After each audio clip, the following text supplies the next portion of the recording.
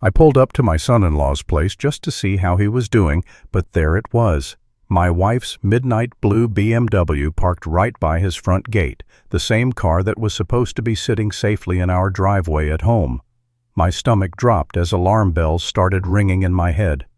"This doesn't make sense," I whispered to myself, creeping toward the living room window as quietly as I could manage. The conversation I overheard through that glass would shatter every assumption I'd held about my life for the past 35 years. But before I tell you what happened next, make sure to hit that subscribe button and drop a comment letting us know what part of the world you're tuning in from. The toolbox in my hands felt heavier than usual as I stood frozen in David's driveway. I'd only come to drop off the socket wrench set he'd borrowed last week and get him to sign the insurance papers for his car. Simple tasks that should have taken 15 minutes tops. But Margaret's BMW sitting there like a guilty secret changed everything. I set the toolbox down beside my truck and approached the house slowly. Margaret had told me this morning she was spending the day shopping with her sister Sarah. Yet here was her car, parked deliberately close to the side wall where it couldn't be easily seen from the street. My hands trembled as I crept along the side of the house. Through David's living room window, I could see two figures sitting close together on the couch. Too close. Margaret's silver hair caught the afternoon light, and David's hand rested on her shoulder in a way that made my 60-year-old heart skip several beats. I pressed myself against the cool brick wall and strained to listen. Their voices were low, intimate. Margaret was speaking in that soft tone she used to use with me, back when we were young and still believed in forever. "We can't keep doing this," she was saying. "William is getting suspicious. Yesterday he asked me 3 times where I'd been." David's voice carried a confidence I'd never heard before. "You've been covering your tracks for 2 years, babe. Why are you worried now?" 2 years. The words hit me like a physical blow. While I'd been working double shifts to help them both, saving every penny from my engineering pension to support their dreams, they'd been carrying on behind my back for 2 whole years. I tried to step closer to hear better, but my foot came down on a dry branch. The sharp crack echoed through the quiet afternoon like a gunshot. The voices inside stopped instantly. "Did you hear that?" David's voice was sharp, alert. My heart hammered against my ribs as I flattened myself against the wall, hardly daring to breathe. Through the window I could see David standing up, walking toward the front door. "Probably just a raccoon," Margaret said, but her voice had lost its relaxed tone. "They're always in the garbage cans around here." I held my breath for what felt like an eternity. 30 seconds passed, then 40. Finally, I heard David's footsteps moving away from the door. "Where were we?" Margaret's voice had regained its intimate quality. "We were talking about your husband's money," David said with a coldness that made my blood freeze. "And how much longer we have to wait." What I heard next would change everything I thought I knew about the people I loved most in this world. Standing there against that brick wall, listening to my wife and son-in-law discuss my money like I was already dead, I felt something crack inside my chest. Not my heart, though God knows it felt like it might stop, but something deeper. The foundation of trust I'd built my entire adult life on. Margaret's voice drifted through the window again. $150,000 wasn't enough, David. This house, your new Mercedes, that vacation to Hawaii last month, it all came from William's retirement fund. He sold his father's watch collection to help you start that business. I closed my eyes, remembering that day 3 months ago when I'd driven to the antique dealer downtown. 30 years of collecting vintage Omega and Rolex timepieces, pieces I'd bought one by one with overtime pay from weekend construction jobs. Each watch represented months of 16-hour days, skipped lunches, and walking to work to save gas money. The dealer had given me $18,000 for the lot, far less than they were worth, but I'd needed the money quickly. But that wasn't the first time I'd sacrificed for this family. When Emma was 12 and needed braces, I'd worked nights at the factory for 8 months straight, coming home with my hands bleeding from the machinery just so she could have a perfect smile. When Margaret wanted to go back to college, I'd taken a second mortgage on the house and driven a 15-year-old truck for 4 years so she could get her degree, a degree she never used.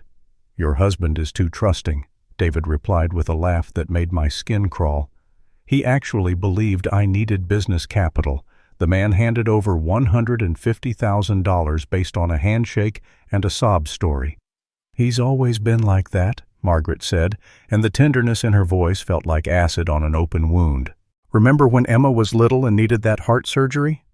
William worked 3 jobs for an entire year: construction during the day, security at night, and bookkeeping on weekends. He collapsed from exhaustion twice but never missed a payment to the hospital. Or when my mother got cancer and needed that experimental treatment that insurance wouldn't cover, he mortgaged our house without thinking twice, even though it meant we ate beans and rice for dinner for 2 years. The irony wasn't lost on me. She was listing all the ways I'd nearly killed myself for our family as if they were character flaws, not acts of love. The heart surgery alone had cost us $90,000. I'd lost 30 pounds that year and developed chronic back pain from the construction work that still bothered me today. David's voice took on a planning tone. "How much more do you think we can get before he catches on?" "Not much more," Margaret replied, "but it doesn't matter. We won't need to take any more after next week." "Next week?" There was confusion in David's voice. "His birthday party," Margaret said, and I could hear the smile in her voice. "William's been so stressed lately about money, about his heart condition. All that worry about his cholesterol numbers, the chest pains he's been having. The doctor said his heart is weak, that another cardiac episode could be his last." I touched my chest reflexively. I had been having some chest pains lately, nothing serious according to my doctor, but Margaret had been so concerned. She'd bought me new heart medication just last week, insisting I take it with my morning coffee. "You think the stress will get to him?" David asked. Margaret's laugh was soft, almost musical. "I think men his age are fragile, especially when they discover their whole world has been a lie. Sometimes the shock alone is enough to stop a heart, and if nature needs a little help—" The world seemed to tilt on its axis. They weren't just stealing from me. They were planning something far worse. I pressed my ear closer to the window, my hand shaking so badly I had to grip the windowsill to stay steady. "The life insurance policy is worth $500,000, Margaret continued. "Plus this house, the retirement accounts, everything. Emma will inherit some of it, of course, but as his widow, I'll control most of the estate. We can be together openly then, David, no more sneaking around." "And Emma?" David's voice carried a note I couldn't quite identify. "Emma doesn't need to know anything. She'll grieve her father and move on. Young people are resilient." The casual way they discussed my daughter's future grief, my death, their plans for my money, it was like listening to strangers plan a business transaction. These weren't the people I'd loved and trusted. These were cold, calculating predators who'd been circling me for years. I had to get away from that window before I did something stupid. My mind was reeling, trying to process what I'd just heard. 2 years of deception. $150,000 stolen from our retirement fund. Plans for my death disguised as natural causes. As I crept back toward my truck, one thought kept echoing in my head. I had exactly 1 week to figure out how to save my own life. I drove home in a daze, my hands gripping the steering wheel so tight my knuckles had gone white. Every red light felt like an eternity. Every familiar landmark on the route home looked different somehow, as if I was seeing my entire life through new eyes. When I pulled into our driveway, Margaret's parking spot was empty, just as it should be if she was really out shopping with Sarah. But I knew better now. I sat in my truck for several minutes, staring at our house.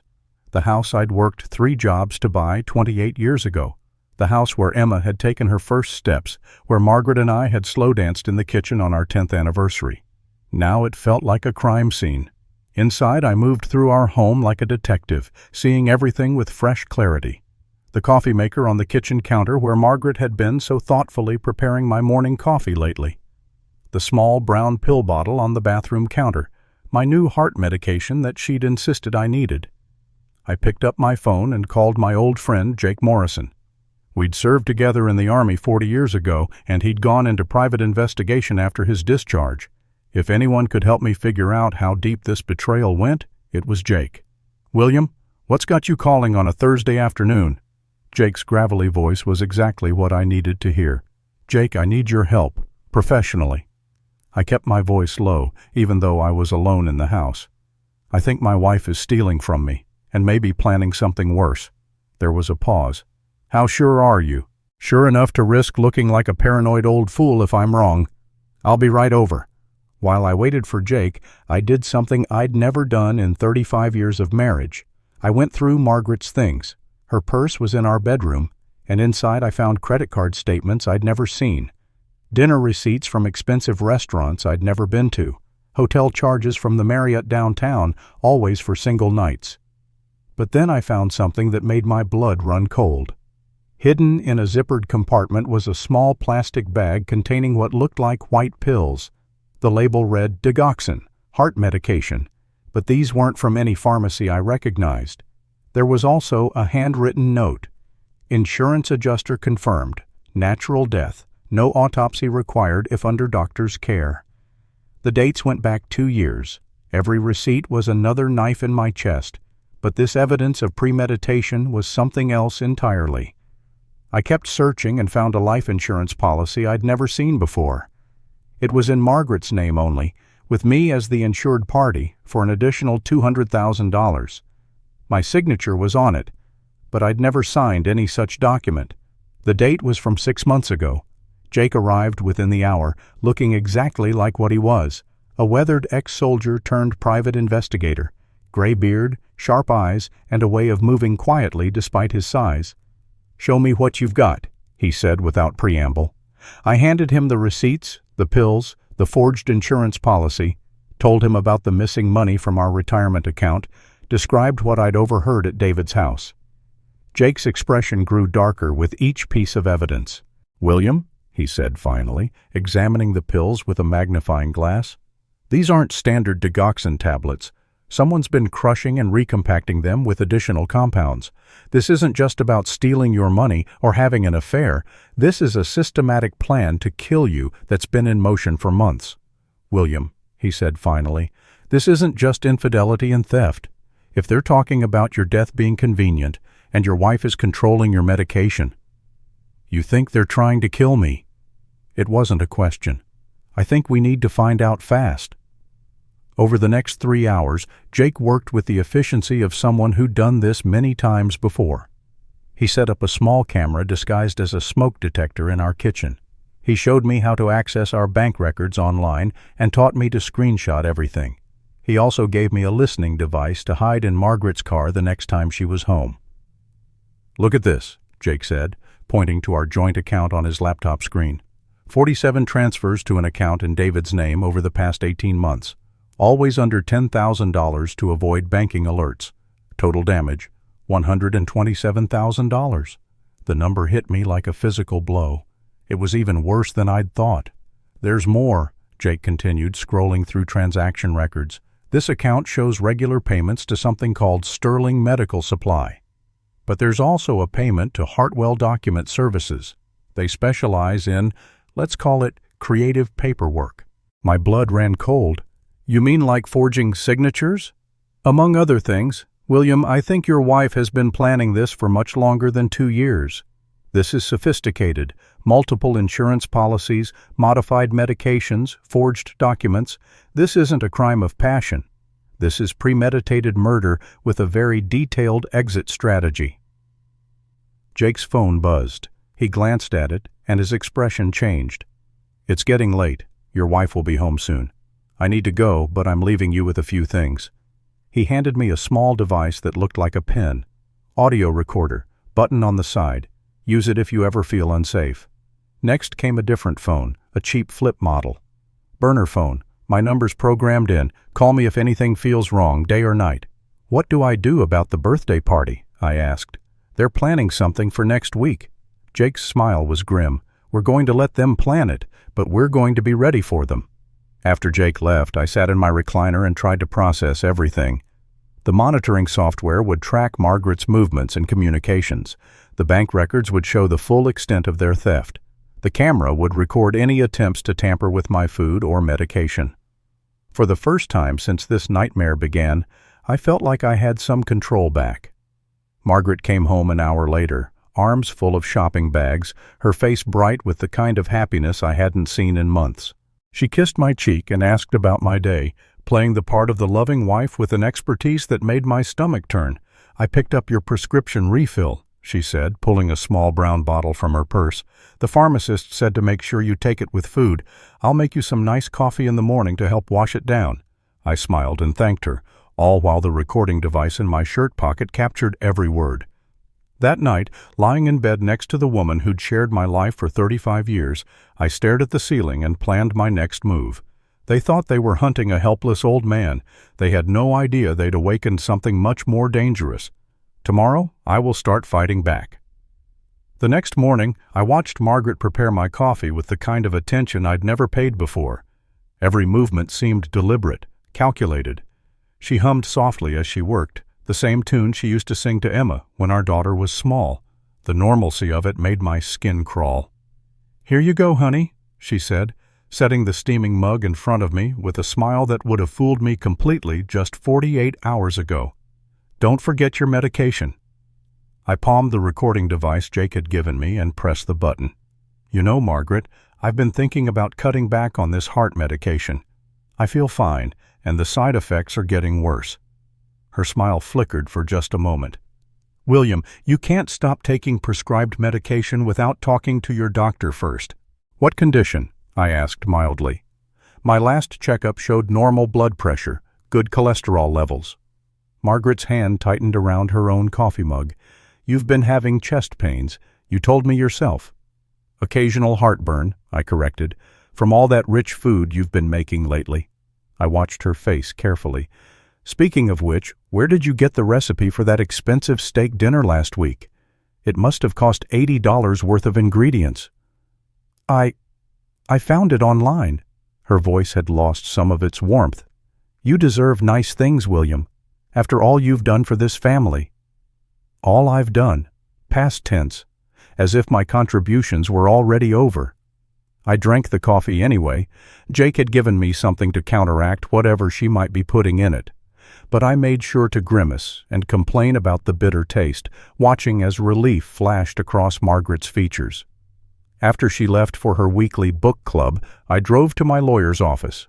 Robert Chen had handled our wills and estate planning for 15 years. He was thorough, discreet, and most importantly, he understood the urgency in my voice when I called. "William, I have to ask," Robert said after I'd explained what I needed. "Are you sure about changing your beneficiaries so drastically? Margaret has been your wife for 35 years. "I'm sure."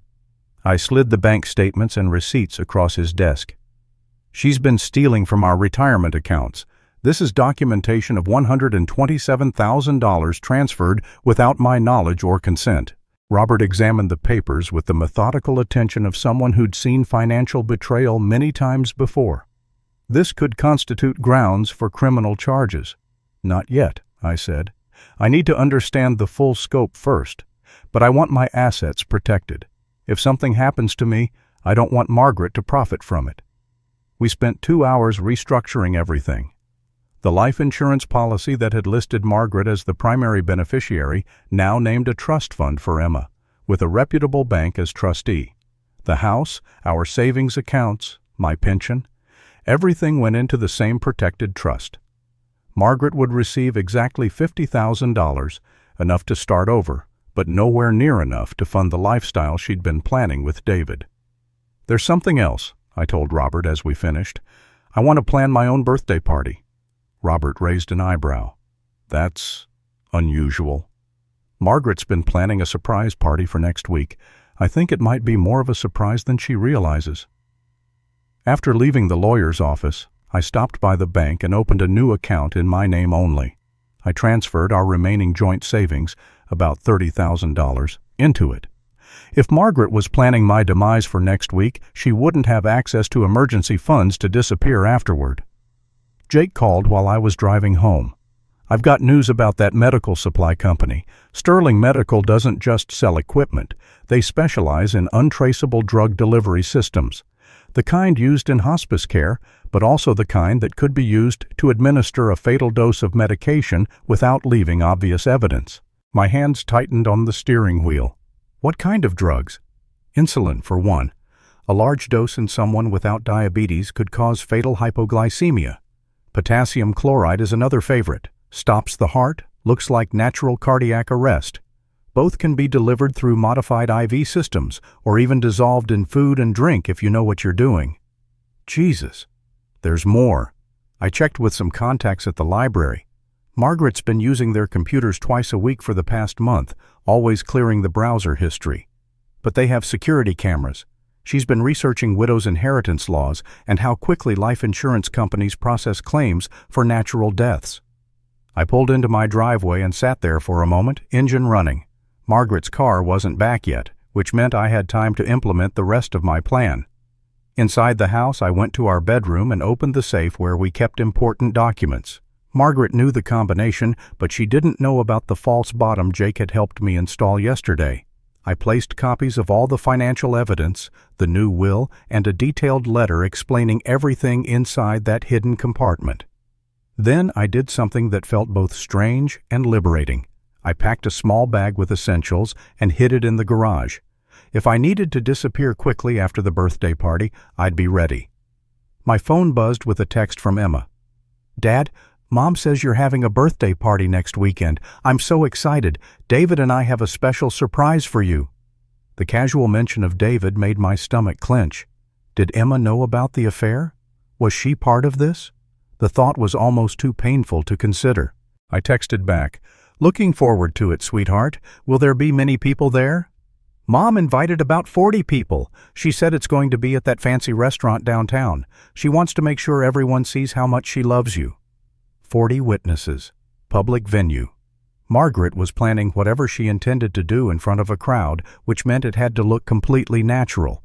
A heart attack triggered by shock, perhaps. Or maybe just the cumulative effects of whatever she'd been putting in my coffee. Either way, I was going to be ready for her. That evening, Margaret came home full of excited chatter about the party planning. She showed me the guest list, the menu selections, and the decorations she'd ordered. Her enthusiasm seemed genuine, which made it all the more chilling. "I want this to be perfect," she said, taking my hands in hers. "You've been such a wonderful husband, William. I want everyone to see how much you mean to me." Looking into her eyes, I saw no trace of guilt, no hint of the monster I now knew lived behind that familiar face. She was either a consummate actress or completely detached from the reality of what she was planning. "It sounds wonderful," I said, squeezing her hands. "I can't wait to see what surprises you have in store." The night before my birthday party, I hardly slept. Not because I was afraid. I'd moved past fear and into something colder, more focused. I was a soldier again, preparing for battle. Margaret lay beside me, breathing peacefully, probably dreaming about her new life with David and my life insurance money. She had no idea that tomorrow would be the last day she could pretend to be my loving wife. The morning of the party, Margaret was a whirlwind of activity. She made my coffee with extra care, watched me take my medication with that same concerned smile, and bustled around the house making final preparations. "The restaurant has everything ready," she said, checking items off her list. "The cake, the decorations, the special microphone system, so you can give a speech to everyone." A speech. How thoughtful of her to give me a platform. "I've been thinking about what I want to say," I told her truthfully. "Just speak from your heart," she replied, kissing my forehead. "Everyone there loves you so much." Jake arrived an hour before we were supposed to leave for the restaurant. Margaret greeted him warmly. She'd always liked Jake, never suspecting that his investigative skills might one day be turned on her. "Happy birthday, you old dog," Jake said, clapping me on the shoulder.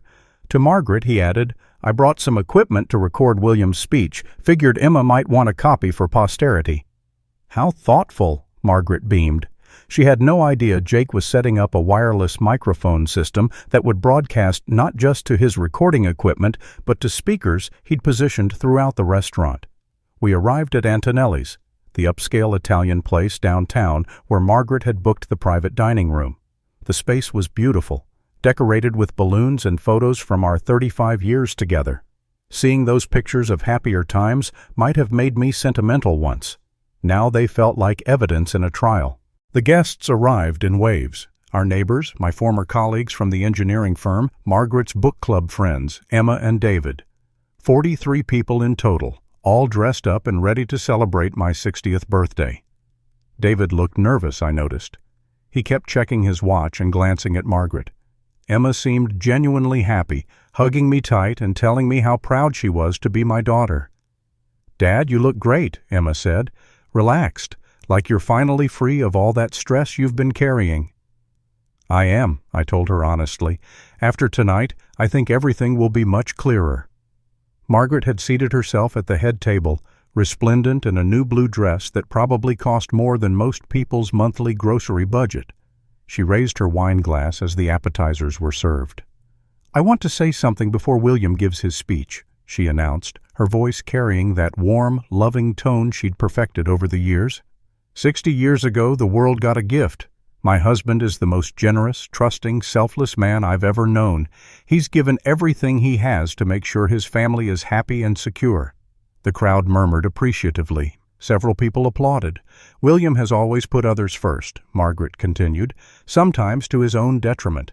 He's trusted people who maybe didn't deserve that trust. He's given money to family members who—" She glanced meaningfully at David, "who haven't always been responsible with it." I felt my jaw clench. She was setting up her narrative, making it sound like I was naive, financially irresponsible, stressed about money problems. The perfect setup for a heart attack brought on by emotional shock. "But that's who William is," she concluded. "A man who loves without reservation, trusts without question, and gives without expecting anything in return. Let's all drink to many more years of his wisdom and generosity." Everyone raised their glasses. I raised mine too, smiling as if her words had touched my heart instead of revealing the depths of her manipulation. "Thank you, darling," I said, standing up. Jake caught my eye from across the room and nodded slightly. The recording equipment was ready. "I'd like to say a few words too." I walked to the small podium Margaret had requested, microphone in hand. 43 pairs of eyes looked at me expectantly.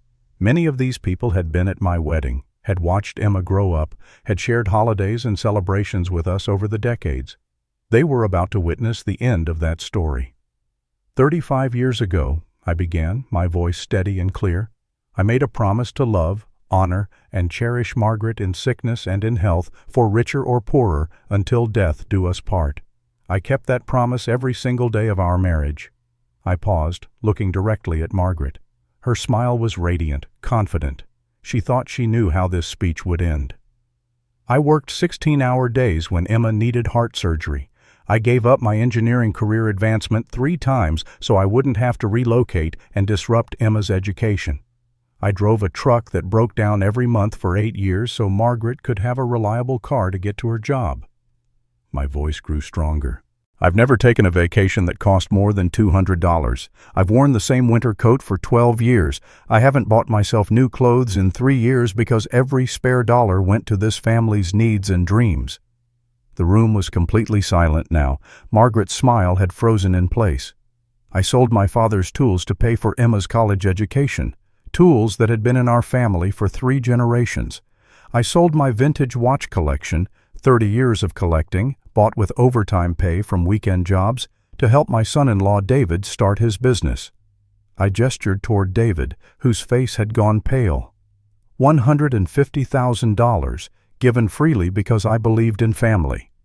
I could see people in the crowd nodding, recognizing the magnitude of what I'd given up. I believed in trust, I continued. I believed that the people I loved would honor my sacrifices the same way I honored my promises to them. I believed that for 35 years. I reached into my jacket pocket and pulled out the manila folder Jake had prepared.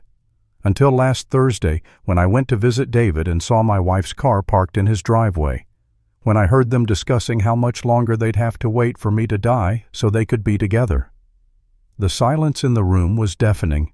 I could see Margaret in my peripheral vision, her face draining of color, but I kept my eyes on the crowd.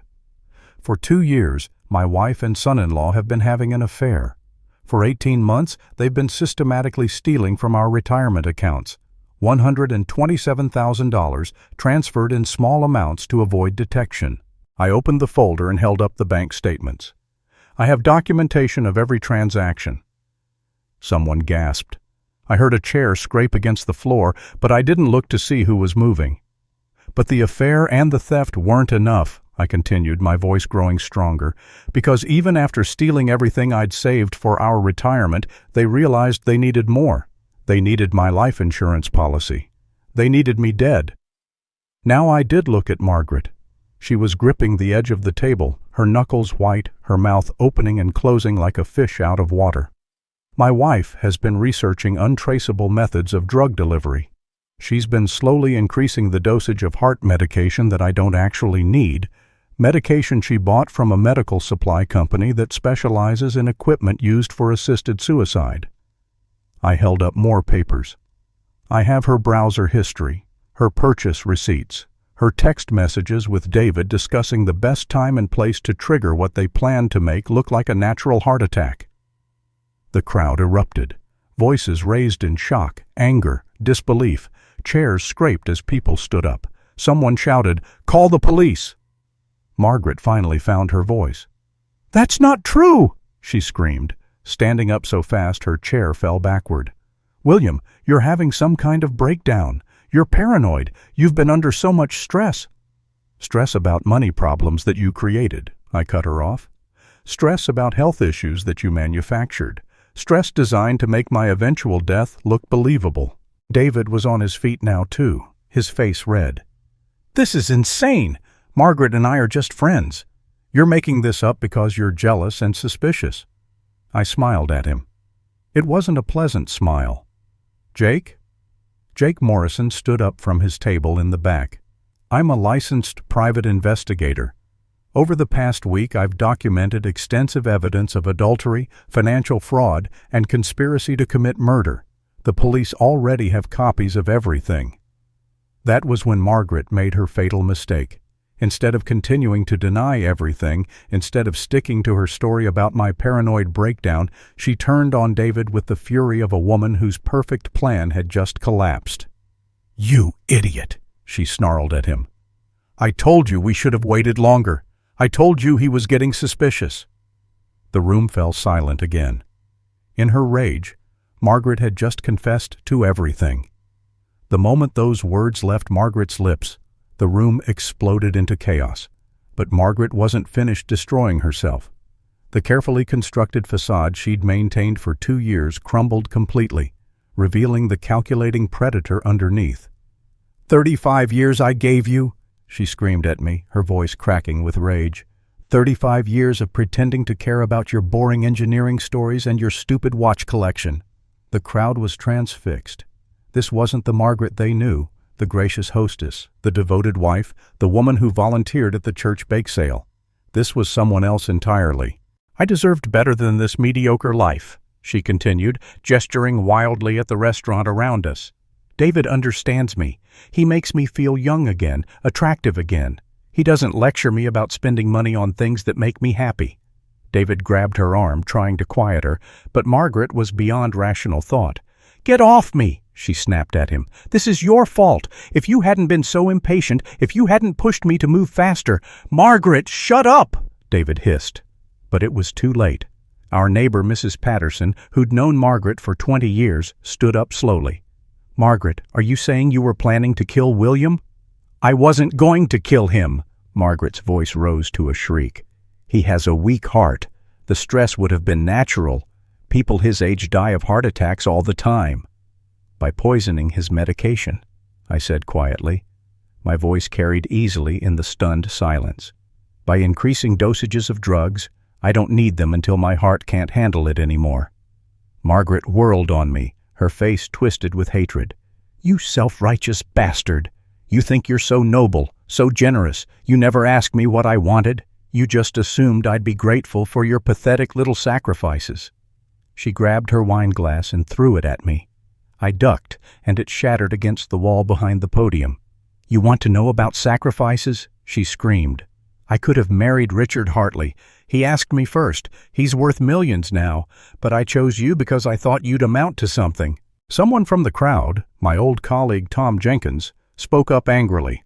"Margaret, that man worked himself nearly to death for you." I watched William skip meals so Emma could have lunch money. He wore shoes with holes in them for 2 years so you could take those art classes you wanted." The crowd murmured agreement. These people had witnessed my sacrifices firsthand. Emma was crying, her face buried in her hands. "And David," Margaret continued, turning her fury on him, "you promised me we'd be free by now. You said one little push would be enough." David looked like he wanted to disappear into the floor. "Margaret, please." "Please what? Please pretend this isn't your fault too? He was the one who researched the drug combinations. He was the one who said insulin mixed with potassium would be undetectable." I felt a cold satisfaction wash over me. She was giving me everything I needed, confessing to details I hadn't even uncovered yet. But David wasn't going down without a fight. "That's not true," he shouted, finally finding his voice. "I never said any of that. Margaret, you're having some kind of breakdown." He turned to address the crowd, his voice taking on the earnest tone I'd heard him use so many times when asking for money or favors. "Everyone, please. This is terrible. Margaret's obviously having some kind of psychological episode. The stress of planning this party, of William's recent health concerns." "What health concerns?" Dr. Jennifer Morrison, Jake's sister and my longtime physician, spoke up from the crowd. "I examined William 2 weeks ago. His heart is strong, his blood pressure is normal. I specifically told him he didn't need any heart medication." David's face went white. He hadn't known my doctor would be at the party. "The prescription bottle in our bathroom," I said, pulling it from my pocket. "The heart medication Margaret insisted I needed. Dr. Morrison, would you mind taking a look at this?" Dr. Morrison examined the bottle, then looked up with a grim expression. "This is digoxin, a powerful cardiac medication. For someone with William's healthy heart function, this dosage could be extremely dangerous. Where did you get this prescription, Margaret?" Margaret's mouth opened and closed, but no sound came out. David made a desperate play. "This is all just a misunderstanding. Yes, Margaret and I have become close friends over the past few months, but there's no affair. William, you're obviously confused about what you think you heard." "Jake," I called out, "play the recording." Jake pressed a button on his equipment, and suddenly Margaret's voice filled the room, crystal clear through the restaurant speaker system. "The life insurance policy is worth $500,000, plus this house, the retirement accounts, everything. Emma will inherit some of it, of course, but as his widow, I'll control most of the estate. We can be together openly then, David. No more sneaking around." The recording continued, playing their entire conversation about my planned death, about Emma's future grief, about the timing of the birthday party. Every word was clear, undeniable. Emma stood up slowly, her face pale, but her voice steady. "Is that why you wanted me to bring David tonight? So he could watch you kill my father?" "Emma, sweetheart," Margaret started, but Emma cut her off. "Don't you dare call me sweetheart." Emma's voice was cold, controlled. "How long have you been planning this? How long have you been lying to my face about loving Dad while plotting his murder?" David tried a different approach. "Emma, baby, you have to understand, I'm not your baby anymore," Emma said firmly. "And here's something you both should know." She reached into her purse and pulled out a small device that looked similar to Jake's recording equipment. "I've been suspicious of both of you for weeks. This entire conversation has been recorded on my phone and automatically uploaded to a cloud server." Margaret stared at her daughter in shock. "You were spying on us?" "I was protecting my father," Emma replied, "because unlike you, I actually love him." That's when David played his final desperate card. "Fine," he shouted. "You want the truth? Emma's pregnant." The room went silent. Emma's face went white. "That's right," David continued, his voice growing louder, more desperate. "She's been hiding it for weeks. We were going to tell everyone tonight. And now you want to destroy her family, William? You want to put the father of your grandchild in prison?" He turned to Emma, his voice taking on a pleading tone. "Tell them, Emma.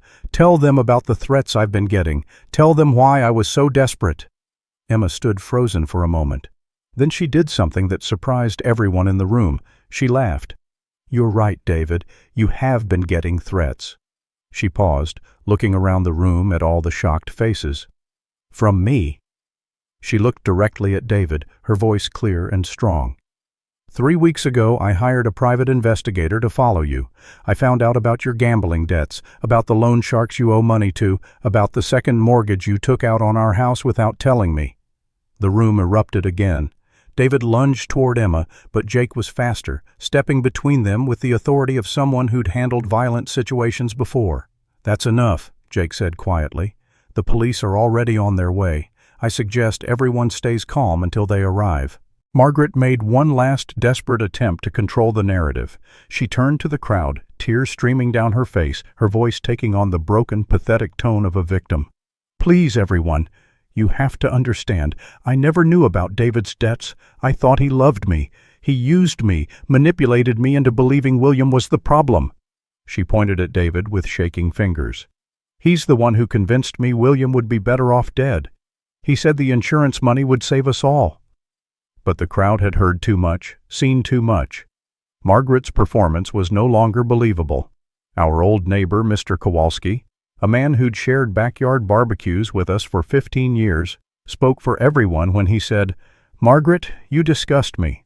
William's the best man I've ever known, and you tried to murder him for money." That's when we heard the sirens approaching. The police arrived to find 43 witnesses, hours of recorded evidence, and 2 suspects who had essentially confessed to conspiracy to commit murder in front of half the town. Detective Sarah Walsh, a no-nonsense woman in her 40s, took one look at the scene and called for backup. "Mr. Henderson," she said to me after Jake had briefed her on the situation, "I understand you have evidence of financial fraud and conspiracy." I handed her the folder containing everything: bank records, medical supply receipts, recorded conversations, browser histories showing research into untraceable poisons. "Detective, they've been planning this for months. The medical evidence alone should be enough to—" "Dad," Emma's voice cut through my explanation. She was standing behind me, her face pale but determined. "There's something else you need to know." I turned to face my daughter, dreading what additional revelation this night might bring. "I've known about the affair for 3 months," Emma said quietly. "I hired my own private investigator when I started noticing David's strange behavior. Money appearing in our accounts that he couldn't explain. Late-night phone calls he'd take in another room." Detective Walsh looked up from the documents. "You hired an investigator?" "David's been stealing from Dad for over a year," Emma continued. "But it wasn't just the retirement fund. He's also been using Dad's credit information to take out loans. There's a second mortgage on his landscaping business that Dad doesn't know about, $75,000 using Dad's credit as collateral." The number hit me like a physical blow. "$75,000? Emma nodded. "He forged your signature on the loan documents 6 months ago. The payments are 3 months behind. The bank was starting foreclosure proceedings." I felt the room spin slightly. It was even worse than I'd thought. David hadn't just been stealing our savings. He'd been destroying my financial future, using my good credit to fund his lifestyle with my wife. "There's more," Emma said, her voice growing stronger. "David never owned a landscaping business. That was a lie from the beginning. The money Dad gave him went straight into David's personal accounts. He's been unemployed for 8 months. Margaret, who had been sitting in sullen silence since the police arrived, suddenly exploded again. "You little bitch, how dare you spy on us?" "I was protecting my father," Emma shot back. "Something you should have been doing instead of plotting his murder." Detective Walsh held up a hand for silence. "Mrs. Patterson, you're under arrest for conspiracy to commit murder, fraud, and attempted poisoning." She began reading Margaret her rights while a uniformed officer handcuffed her. David tried one last desperate gambit. "Wait, you can't arrest me. I'm the victim here." He pointed at Emma. "She's been manipulating this whole situation. She knew about the pregnancy and used it to trap me." Emma looked at him with something between pity and disgust. "David, I found out about the pregnancy 4 days ago. I also found out something else." She paused, looking around the room at all the watching faces. "The baby isn't yours." The silence that followed was deafening. 3 months ago, when I started suspecting you were cheating, I made some poor choices. I was hurt, angry, feeling abandoned by my husband." Emma's voice was steady, but I could see the pain in her eyes. "I had a brief relationship with someone else. When I found out I was pregnant, I realized it had to be his baby, not David's. David's face went through a series of expressions: confusion, realization, and then pure rage. "You cheated on me? You're pregnant with another man's baby?" "Yes," Emma said simply. "Just like you've been cheating on me with my stepmother for 2 years." Margaret let out a scream of pure fury. "This is all your fault," she shrieked at Emma. "If you'd been a better wife, David never would have looked elsewhere. If you'd given him children sooner—" "I had 3 miscarriages," Emma said quietly, cutting through Margaret's rant like a knife. 3 miscarriages that David blamed me for. 3 times I lost babies that I wanted desperately, while David told me it was probably for the best because we couldn't afford children anyway. The room fell silent again. I felt tears sting my eyes as I looked at my daughter, my strong, brave daughter who had been carrying so much pain alone. "That's when I knew I had to leave him," Emma continued, "but I wanted to make sure he couldn't hurt Dad first. So I played along, pretended everything was normal, while I gathered evidence." Detective Walsh looked up from her notepad. "Miss Henderson, are you saying you've been conducting your own investigation into this conspiracy?" Emma nodded. "I have recordings of David and Margaret planning Dad's death. I have documentation of the forged loan documents. I have proof of the medical supply purchases." She pulled a flash drive from her purse. "Everything's on here." I stared at my daughter in amazement. While I'd been playing the trusting fool, while Margaret had been playing the devoted wife, Emma had been playing detective. She'd outmaneuvered all of us. "Emma," I said softly, "why didn't you tell me?" "Because I knew you'd try to protect me," she replied. "You always put family first, Dad, even when they don't deserve it. I needed you to protect yourself for once." David was arrested on charges of fraud, forgery, and conspiracy. As they led him away in handcuffs, he turned back to Emma one last time. "This isn't over," he shouted. "I'll fight you for custody. I'll take everything." Emma smiled at him, a cold, satisfied smile that reminded me of myself at the podium earlier that evening. "Good luck with that, David. You'll need it." After the police left with Margaret and David, the restaurant slowly emptied. Friends and neighbors approached me one by one, offering support, expressing their shock. Many apologized for not seeing what was happening. When everyone else had gone, it was just Emma, Jake, and me sitting in the empty restaurant. "Dad," Emma said finally, "I need to tell you something else." I braced myself for another revelation. The man I was seeing, the father of this baby. She took a deep breath. "It's Dr. Mitchell from the hospital. He's a good man, Dad. Divorced, no children of his own. He's already said he wants to be involved, wants to help raise the baby properly." I looked at my daughter, really looked at her. She was stronger than I'd ever given her credit for. While I'd been focused on providing for her, protecting her, she'd been growing into a woman who could protect herself and fight for what was right. "Emma," I said, "I'm proud of you.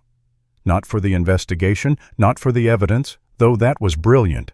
I'm proud of you for knowing your worth and refusing to accept less than you deserve." She smiled, the first genuine smile I'd seen from her all evening.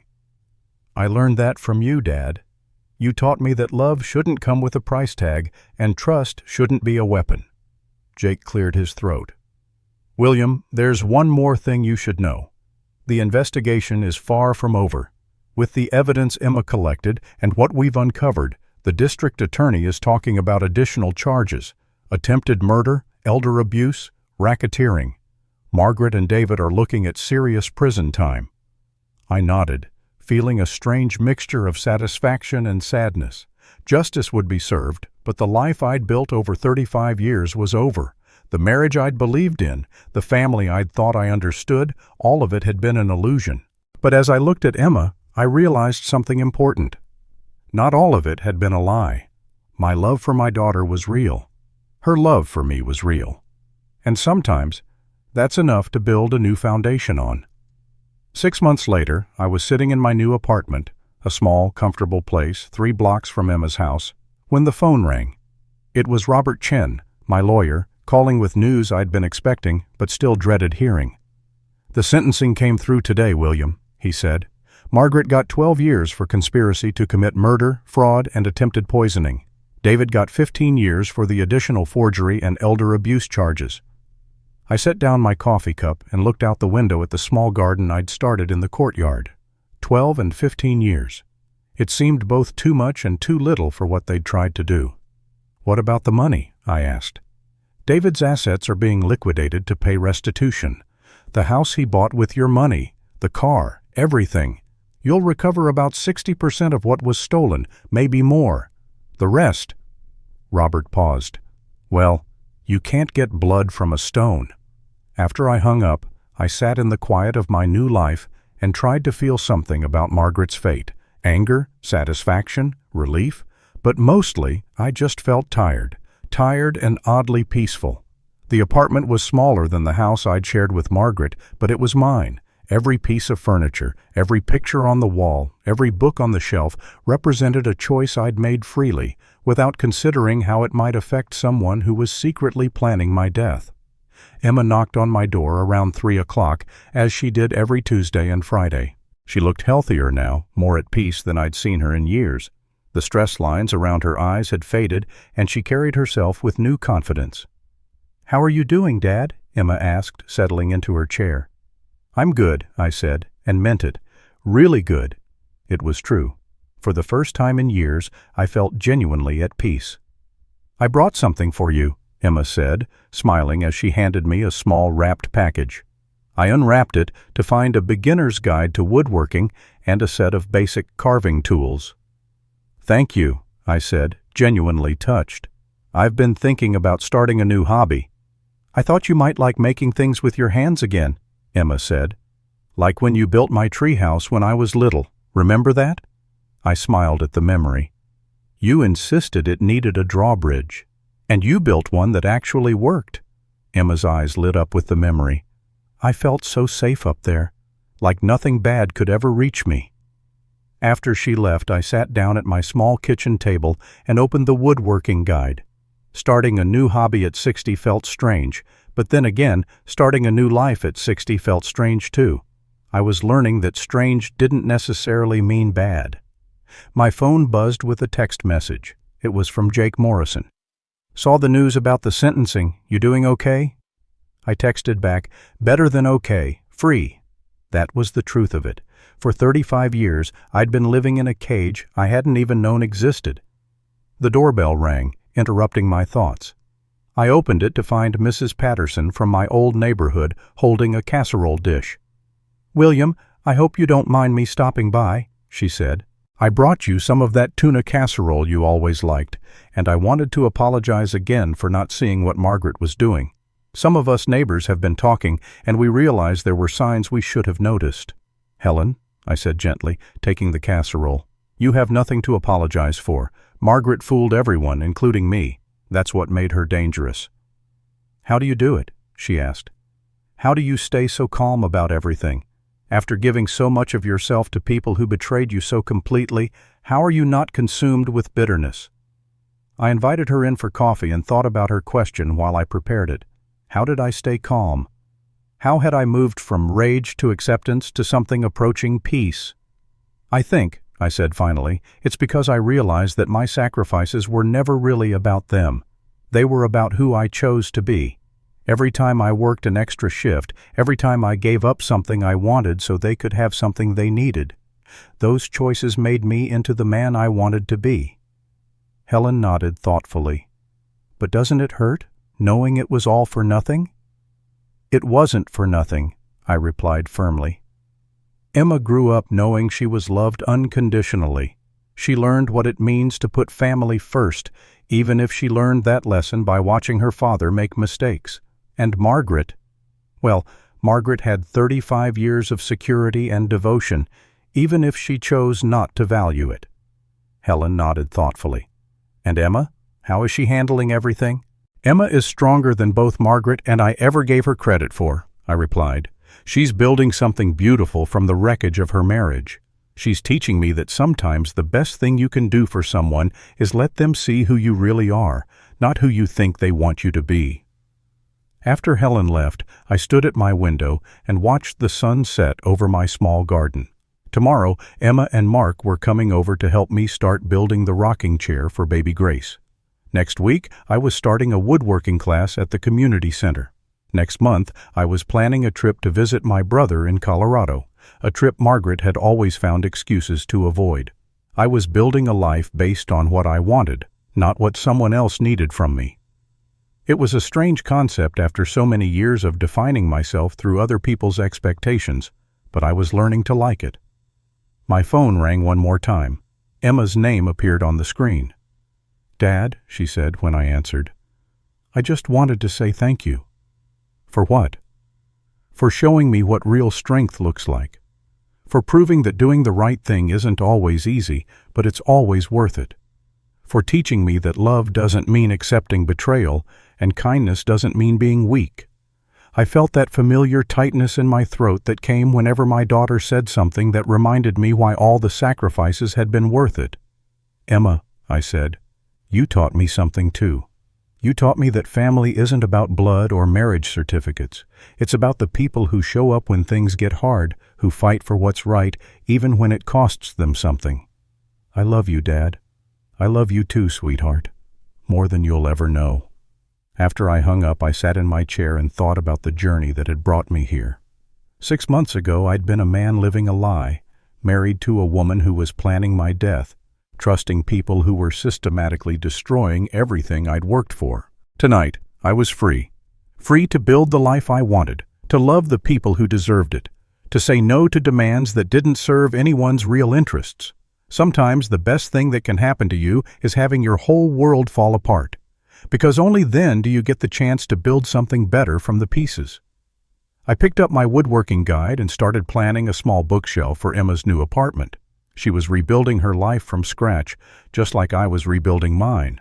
We were both learning that sometimes the most beautiful things come from starting over with nothing but hope and determination. It was going to be a beautiful bookshelf, and an even more beautiful life. If you enjoyed this story of courage, redemption, and the power of standing up for yourself, please give this video a thumbs up and subscribe to our channel for more inspiring tales of ordinary people finding extraordinary strength. Share your thoughts about William's journey in the comments below. We love hearing from our community around the world. Thank you for watching, and remember, it's never too late to reclaim your life and build something better.